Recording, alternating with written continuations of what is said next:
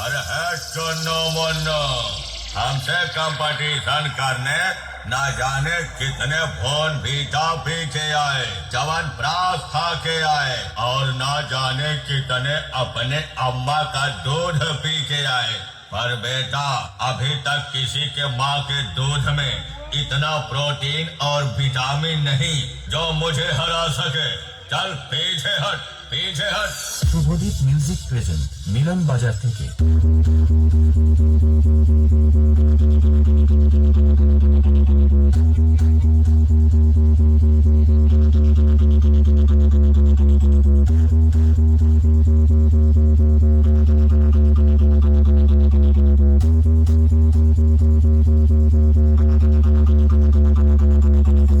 बेटा हम इस लाइन के पास साथ तब से हैं जब तेरे जैसे खिलांडू चड्ढी में घूमते थे और कहते थे শুভদীপ মিউজিক প্রেজেন্ট মিলন বাজার থেকে। कितना तगड़ा बजा रहे हैं, और भागो रे भागो।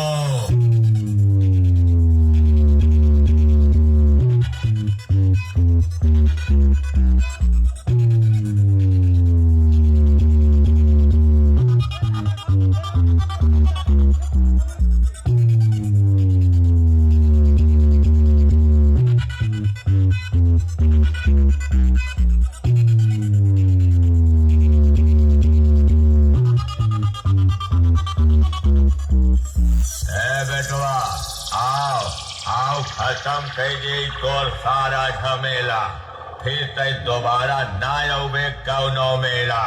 काहे से तोहरे डीजे का आवाज सुन के तोहरे ऊपर थूका तहाई नान नान गदेला। শুভদীপ মিউজিক প্রেজেন্ট মিলন বাজার থেকে।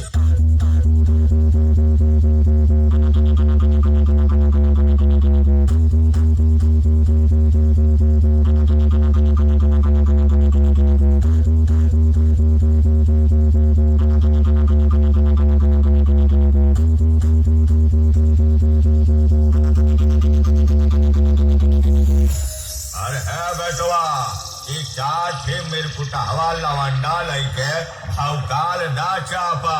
तोहरे है डीजे वाले और ऑपरेटर हमरे डीजे में पोछा लगावा थी, पोछा। শুভদীপ মিউজিক প্রেজেন্ট মিলন বাজার থেকে।